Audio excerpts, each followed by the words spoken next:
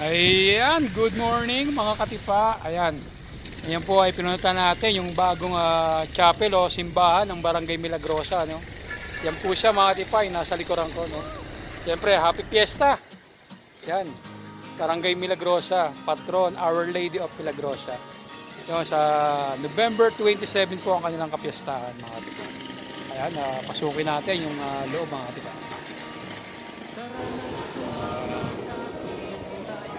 Ayan mga katipa, ito yung pinakaloob ng simbahan ng bagong simbahan ng Milagrosa o chapel, no?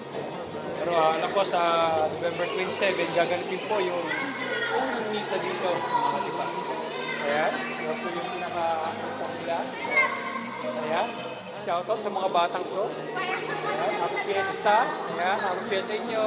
Ayan.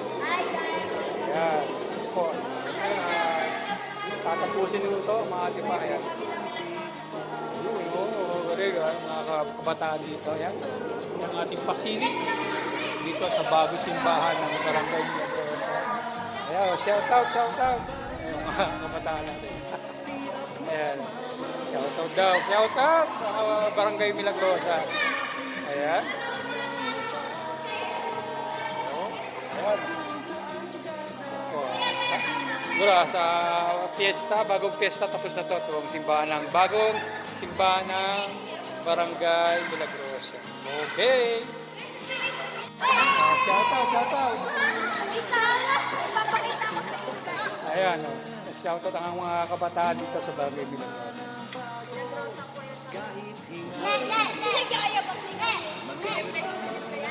Ayun. Ayun, shoutout sa Barangay Milagrosa. Nakakatuwa yung mga kabataan dito. At sabik na sila sa kanilang bagong simbahan ng mga katipa. Okay, thanks sa inyo, mga kabataan ng Barangay Milagrosa. Okay, again, happy fiesta, November 27.